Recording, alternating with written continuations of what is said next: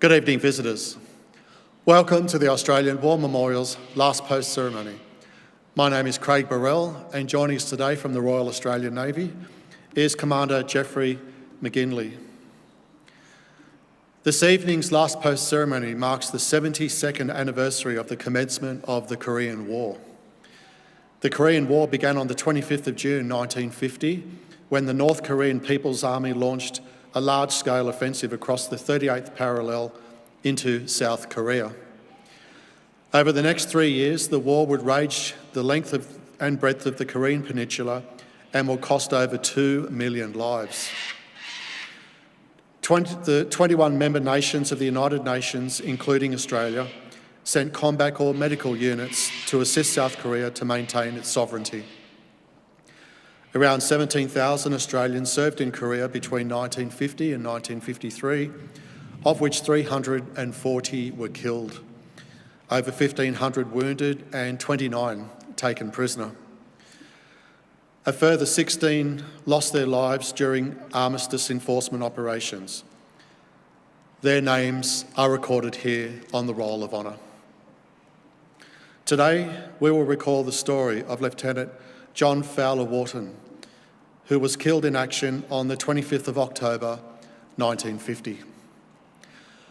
This evening, we warmly welcome Mr. John King, President of the Returned and Services League of Australia, ACT branch. We welcome the veterans who have served, those that are still serving, and the families that love and support them. We acknowledge the members of RSL and Services Clubs Association, RSL Victoria, and RSL Queensland, who are watching the broadcast of this ceremony across Australia. During this evening's ceremony, wreaths will be laid at the base of the pool of reflection by visitors to the memorial. Australia's Federation Guard is the tri-service ceremonial unit of the Australian Defence Force. They provide a ceremonial presence at civil and military events and during visits to Australia by foreign dignitaries. The Guard will now dismount the catafalque party from the tomb of the unknown Australian soldier.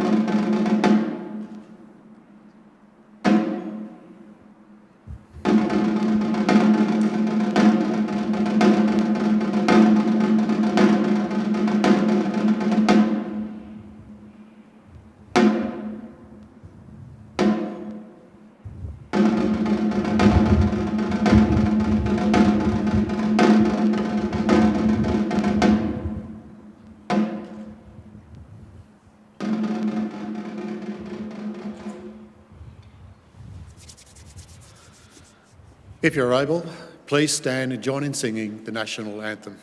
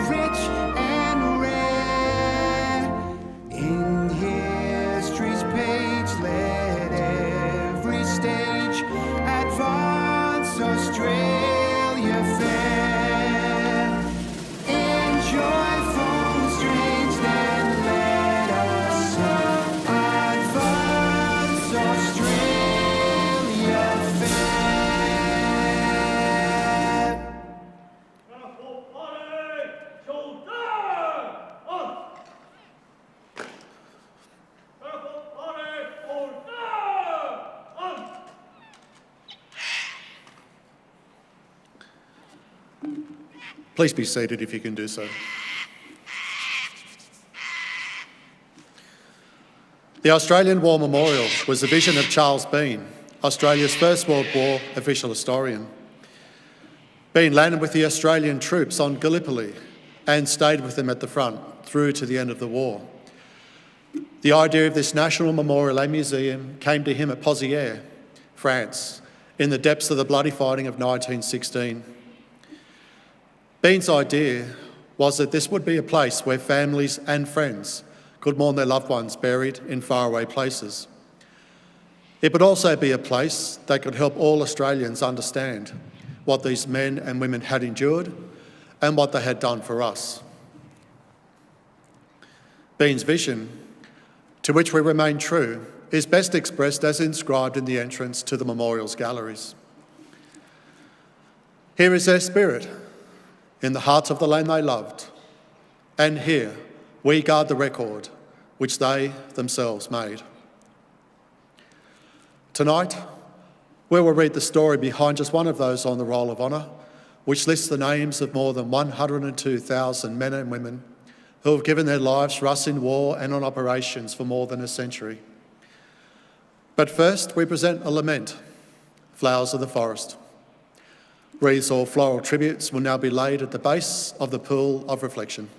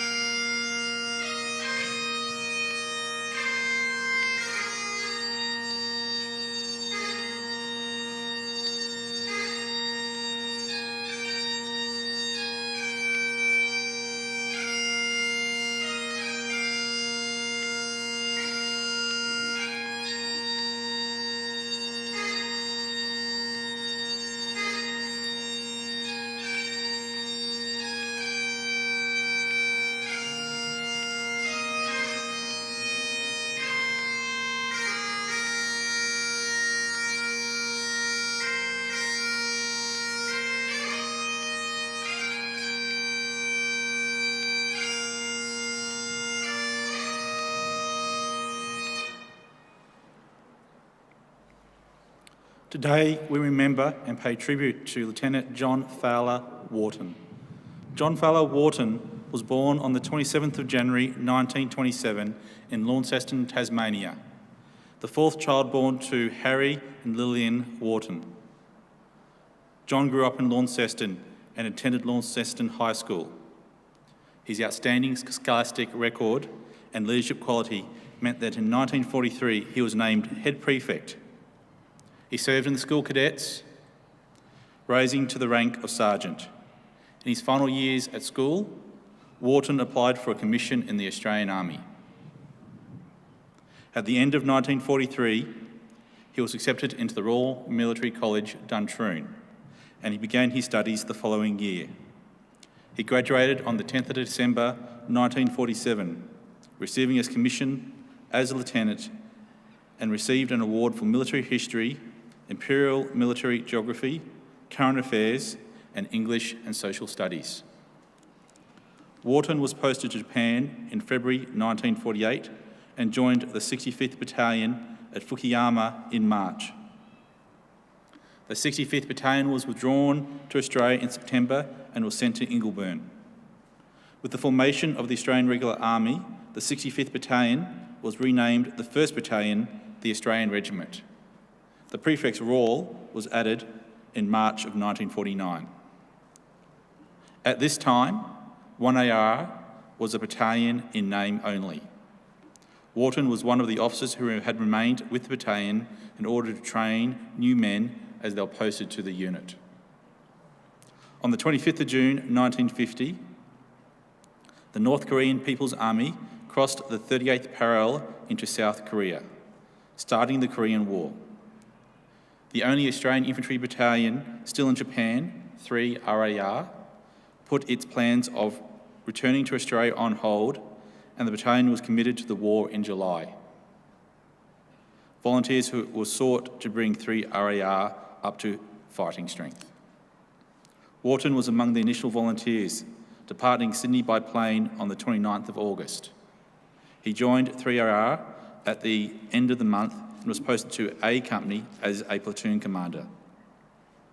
After several weeks of intensive preparations, 3RAR sailed to Korea at the end of September and joined the British 27th Brigade.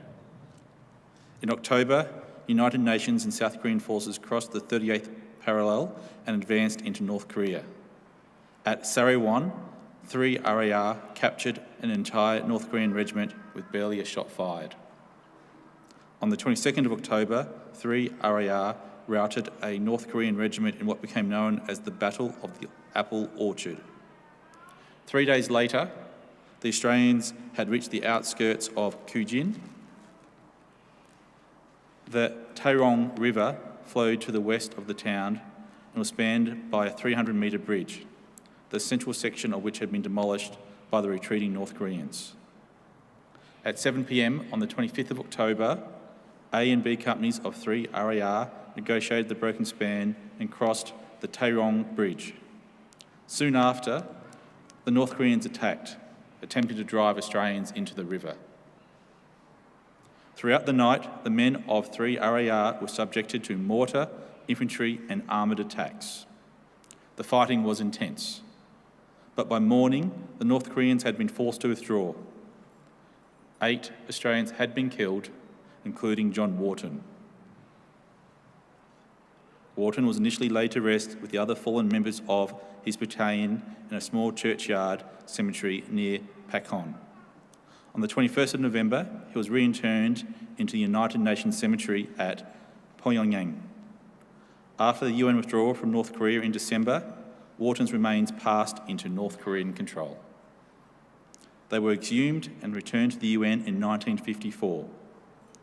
Wathen was laid to rest with full military honours in the United Nations Military Cemetery at Busan shortly afterwards.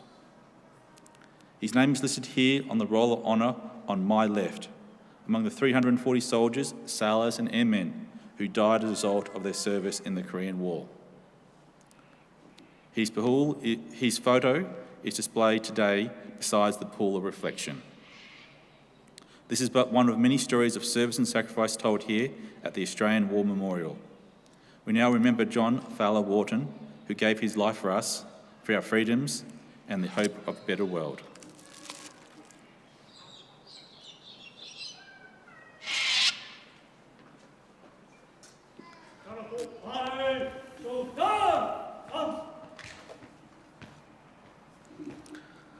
Please stand for the reading of the ode and the sounding of the last post.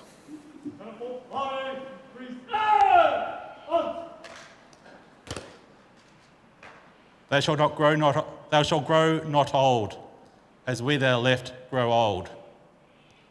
Age shall not weary them, nor the years to condemn. At the going down the sun and in the morning, we will remember them. We'll remember them.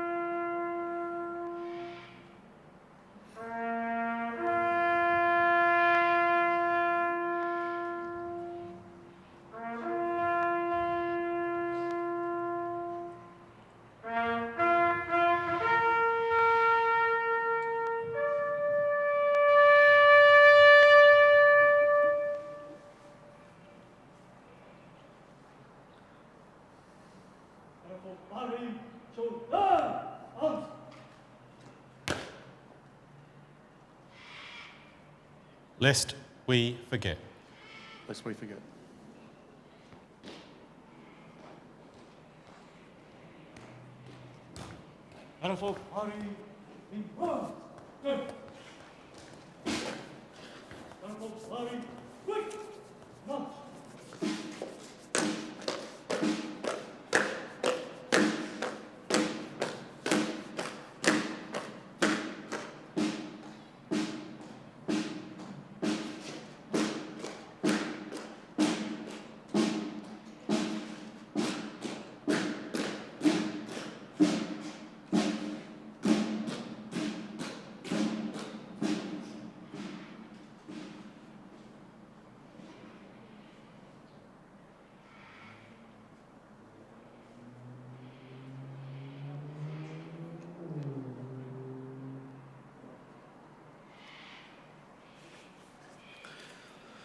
We leave you this evening with the words of the memorial's founder, Charles Bean.